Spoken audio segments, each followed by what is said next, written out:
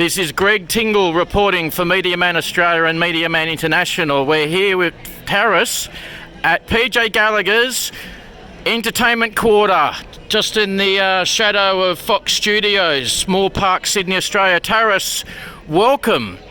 Thank you for having me, Greg. This is our improv beer garden studio. We've mentioned PJ Gallagher's by name. My surname is Tingle, which has an Irish or Scottish, some sort of connection, so I'm sure we'll be fine. We won't get kicked out. So, mate, you're a man of many talents.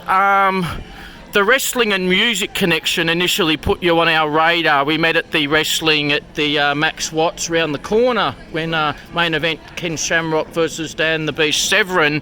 But the harp is what you're mainly known for in the arts and entertainment industry in Australia. Why the harp? Everyone's going, why a harp? Because hardly anyone knows anyone that plays a harp. It's not a usual instrument for people to be playing, really. Yeah, look, it's not a common instrument. Yeah. But yeah, I was going through a tough time in life and I wanted something to do to occupy my time, to distract me. And I originally wanted to play the synthesizer, however I could not afford one at the time as I'd recently just quit my job, and I knew that I wanted to get into music though, and I didn't quite know exactly what I wanted to do. But since my mum used to play the harp, it meant we already owned two, so it was ultimately just an availability thing. That's awesome. It's not that I was drawn towards the harp or it's something that I always wanted to do since I was a kid. I just took it up as an adult to occupy my time, and I'm glad I did, as it's brought me a lot of happiness. I've been very lucky to be able to turn it into a job. Yeah. To be able to make a living from it for over 5 years now and be able to enjoy it so much, travel with it, and do lots of fun things. Oh, that's tremendous. So it's like, have harp, we'll learn, we'll play, we'll travel, we'll make a career. Absolutely. So that's a fantastic story. Not like, yeah, and so it makes you stand out from the pack, which I think is almost like half of the battle, so to speak, in the art and entertainment industry these days, is having something a bit unique. Absolutely. So, mate, you've got it, the foundation. So, how long have you been in the industry for, when you do, like with the break, up to now? How many years is that now, and what would you say some of the main highlights and some of the main challenges that you've overcome? Okay, so I've now been playing the harp for about 8 years. Some of the biggest highlights would be performing in the Sydney Opera House, as well as a show that I did in Tasmania last year. Something that I reflect very fondly on was doing an event based around suicide prevention, which Julia Gillard spoke at. That was a big honour to have done that event with her. Oh. Obviously launching my CD last year, that was a very big night for me. That was 1 year and 1 day ago. Oh, look, And tremendous. yeah, I reflect on that very fondly, as I got to perform all my original songs with my friends accompanying me in front of a really nice, intimate crowd. And Yeah.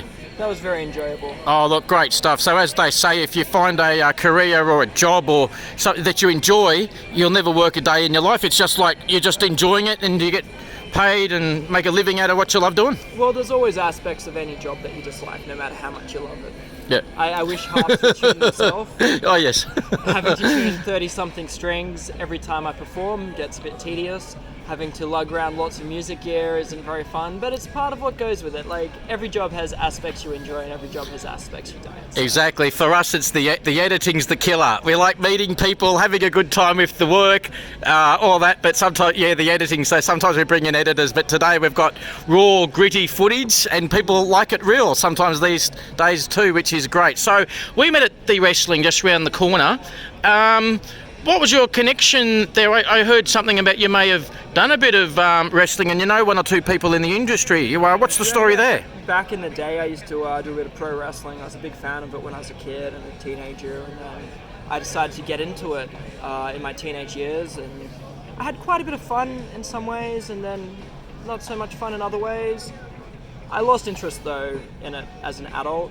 I don't really watch wrestling, I don't follow it, I don't like it. But yeah, look, I'll watch it from time to time. I think my career highlight with wrestling would be having a tag match with former WWE superstar Raven. Oh, and the ECW legend. Paul Heyman would probably say that, or I mean, yeah, Heyman had an interesting relationship with some of his talent, but they were responsible for each other's success to some extent. Yeah. Raven is a legend of the industry. Yeah, Raven always had a cool persona, a cool gimmick. Yeah. it seems like there was a period of time where every second Australian wrestler wanted to be Raven, but There can only be one. there can only be one. Yeah. It was an interesting experience. At that stage, he was wrestling for Impact Wrestling, which would have been the second biggest company in the world at the time. This would have been at the very start of 2010. Yep. As in when I say the very start of 2010, that's the first week of 2010. And that's when that was on Fox 8. And it was watched by millions of people each week around the world. And the first week of 2010 on Impact Wrestling was when Hulk Hogan and Ric Flair joined the company. And Raven had a match on that show. And that was on the first Friday of the year. Then the week after on the that was on the first Saturday of the year. Then only 6 days later, I was in the ring with him having a tag match with him.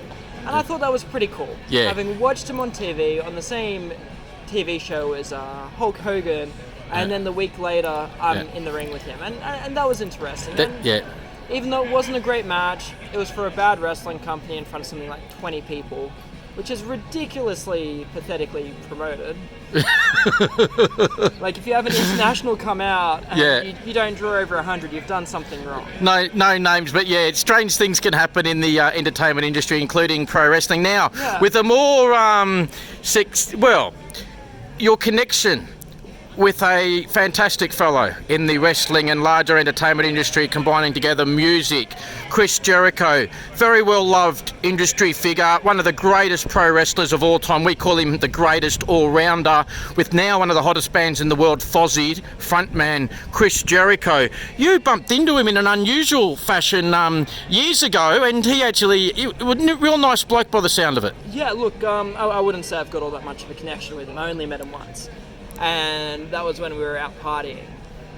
What happened was I was with my friend Ross, and we were just hanging out at Frankie's Pizza, which is like a rock bar, a music venue, and a pizza joint all rolled into one. It's good fun, that place. And yeah, I was hanging out with my friend Ross, and one of Chris's tour managers' father was in the same band as Ross's father, thus those two were hanging out, and I sort of got brought into the circle. And so yeah, I got to hang out with Chris Jericho for like an hour or something at Frankie's Pizza. He bought me an apple juice and bought me a slice of pizza, which was really nice of him. He took some photos with me, and we had a bit of a chat about music and wrestling. Yeah. Whatever else. It was really fun. And I heard something about the harp. He took a liking to your harp or something. Okay, so the final countdown came on. And then he starts doing like this air keyboard thing for the like final countdown thing, dun, dun, dun, dun, dun, like that. And he's doing that in the air. And then I told him that I could actually play the song on the harp, and he's like, "This sort of harp is in the harmonica, or this one, as in like the actual harp. Harmonica is in the harp." So then I showed him a photo of the harp I was making, and he's like, "Wow, that's a really nice harp that you're making." And he's like, "You can actually play this on the harp?" I'm like, "Yeah, I can." And so then the next time it got to that point in the song where the main riff came in, he starts out on the keys, and then he changes to like an air harp, and it was really funny. And, Cool. Yeah, that made me smile. Like, look, I wouldn't say I know the guy, I just got to hang out with him. Great stuff. Yeah, lovely guy though, and like as a wrestler too, like he's been able to reinvent himself so many times. I think that's big time. As an entertainer, no matter what industry you're in. Like, I think with music, it's important to have one's image gradually change, and to be able to see a photo and be like, that was this specific year, is it's that identifiable, or you even hear them playing, it's like, oh yeah, their playing style is from that year.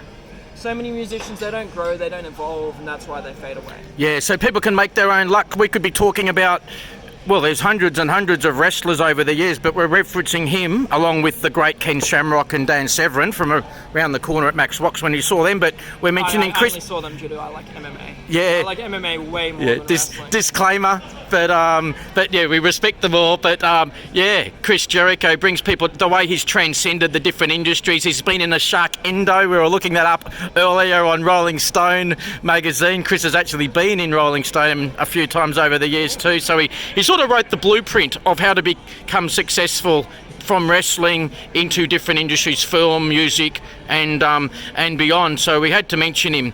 Now, another occurrence that puts you back on our radar about 2 or 3 weeks ago.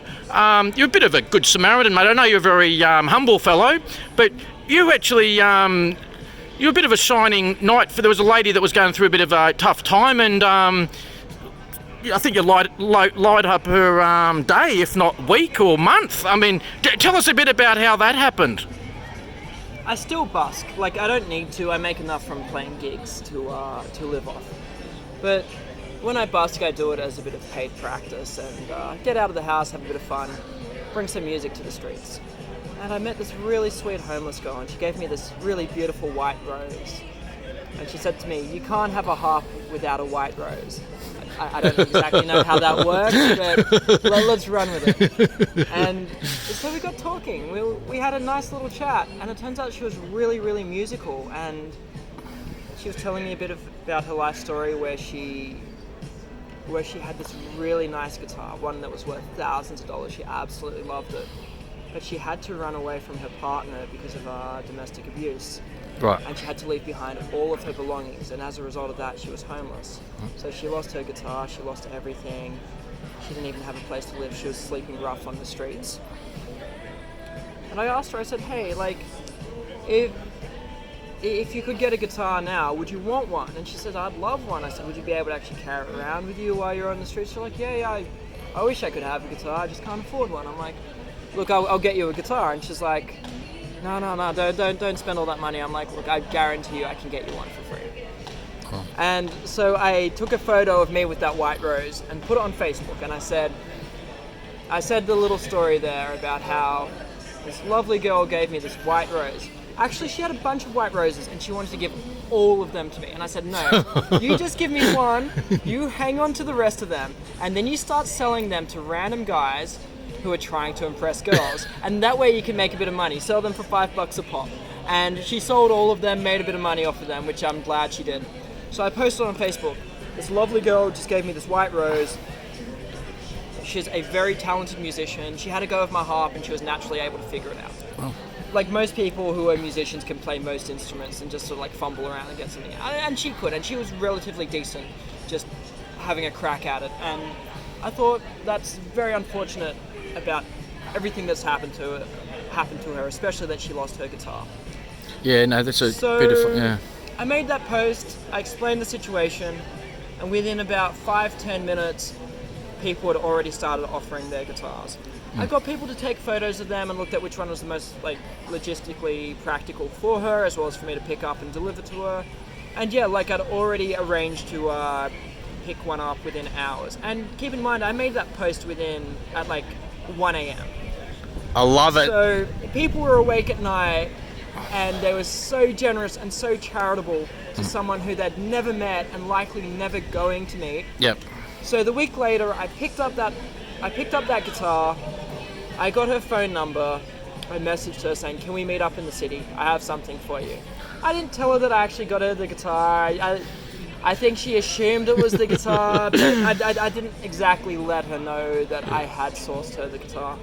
And we met up, and she said to me, "Now I can actually busk instead of beg. I can work for my money and earn my money." And I thought that was very beautiful that she has that mentality, and very sweet young lady. I don't have any contact with her anymore. Her number no longer works, but I hope she's doing all right. I hope she's found a place to live. I hope she has a job, and most of all, I hope she's happy and that she's healthy. Yeah, it's a beautiful story. Yeah. Well, I didn't do all that much. I didn't have to sacrifice a guitar for that. Well, I think the truly amazing thing is this friend of mine who had only met once at a party. She read the status and she gave up a very nice guitar to a total stranger just because she was touched by that story. And I think ultimately her kindness is what should be recognized. Yeah, well, So thank you, Heather. Yes. Heather, thank you. Yeah, well, I mean, people power, everything matters. So when you see these famous rock bands and movie stars and everything else, but there's people behind the scenes. There's managers, there's roadies, there's people doing the hard yakka, there's people promoting it, there's people that make the it's so many components. And so everyone pulled together the resources and you made a little miracle happen there, which is tremendous. So we love people with as much substance as style, and that's a ton of substance. And speaking of things of that nature, I believe you may be helping out with that Movember campaign. I saw the moustache. You didn't have that last time, I believe. Yes, I'm doing the whole Movember thing. Now, I've tried to entice people into donating by saying they could choose my facial hair.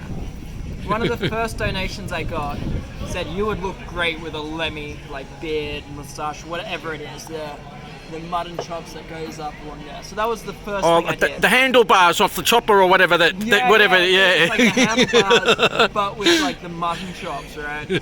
So I had that for a week. And then someone else donated, my friend Kevin, who's a really lovely guy. He's one of my biggest music supporters.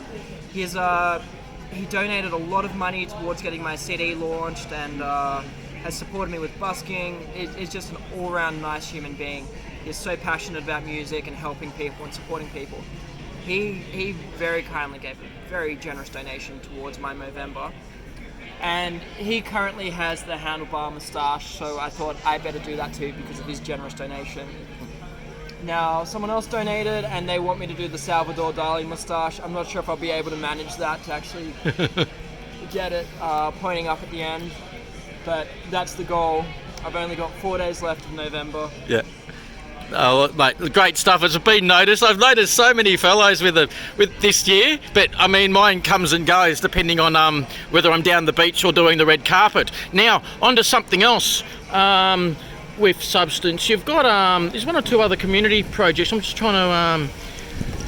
You had an audition here at Fox. That looks like a commercial thing. Perhaps in 1, 2, 3 something months, the whole of Australia will know about it, but it's under wraps at the moment. But when they see ya, they're going to go, oh yes, that's what Yaras was talking. Well, I honestly don't even know what it's for. All I know is that it's martial arts, so.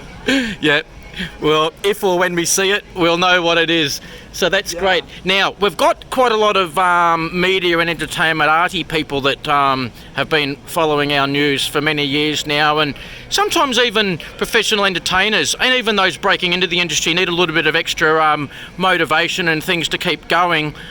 You're obviously a very strong person mentally and to be able to keep going with this over the years. And one thing that I often tell the people that we manage and friends is not every single time you do an event it's going to be an absolute smash hit, or you're not always going to be performing to whether it's 500 people, 10,000, 100,000 or whatever. But so if you can share with us, what is the smallest audience you've ever performed in front of, and what is the biggest audience you've ever performed in front of? And also, on the tougher days, what's been some of the things that have seen you get through the day to continue on with your amazing career?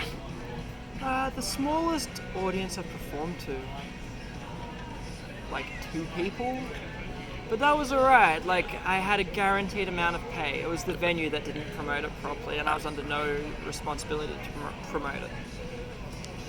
2? Well, you can almost only go up from there.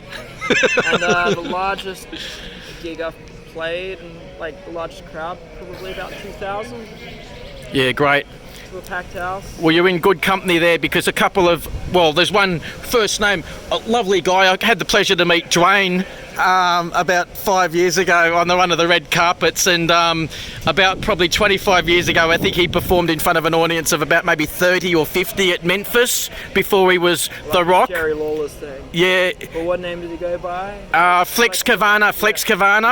Yeah, and another great part of his story, who we often reference, is he named his company $7 Production, because at one point he had $7 in his pocket. Now it's probably closer to 7 million or 70 million, who knows? But he's number one box office in America. So, but you know, it's doing the hard yards. He put in a great performance in front of a moderate amount of people, and then you know, sometimes it might be 6 months later, or it might be 5 years later, and all of a sudden you're performing in front of thousands of people, and you can be broadcast on the internet, but on television and other places around the world, and everyone finds out about you, and you're one of those like 10-year overnight success stories, as they say. Well, that's the thing, is that even if you're only performing in front of 2 people, if they've paid to see you perform, they still deserve just as good of the show. Yeah. right? And you don't know who those two people are either. For all you know, they might be a music promoter, or they might have connections in TV or whatever else. Regardless of the show, always put in 100%. Yeah. Like, there have been times where I've worked for dodgy promoters. I've got into arguments with them right before going out in front of crowds. For whatever reason, it's not like it's a common occurrence, but regardless, I will always put on a happy face in front. Not necessarily a happy face, I will still put in 100% for the crowd, as they still deserve the best possible show. They deserve what they came to see, regardless of what people backstage are doing. Yes. And yeah, like, I think it was Woody Allen who said something like 90% of success is just showing up.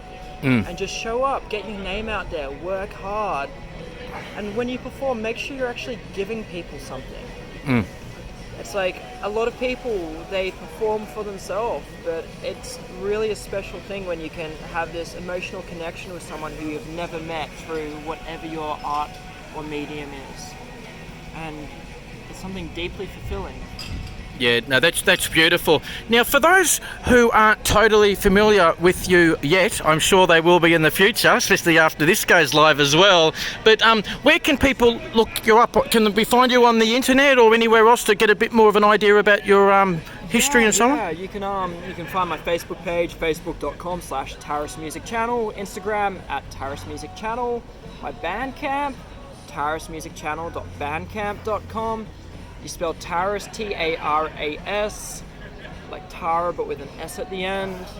Where else can you find stuff about me? I think those are the main places. If you want to listen to my music on Spotify, because you don't want to actually buy music and you just want to stream it, search for the album Beneath the Night Sky. That's the album that I launched 366 days ago. It's an album that I'm very proud of, and I think it turned out very well, all things considered. And there are a lot of obstacles within that album, and we somehow overcame them with a good crew. I was lucky to have my producer Perrin helping me, and a good bunch of musicians who did some session work for me. So yeah, check out that album. Follow me on Facebook and Instagram. Great, and I always appreciate that. And we've got a suspicion that more and more people are going to find you via Media Man, and also one of our lead projects, Media for Good. And mate, you are a good guy. You're one of the great guys in the industry. We're blessed to have met you. So, Thank you. Taras, thank you very much, and we look forward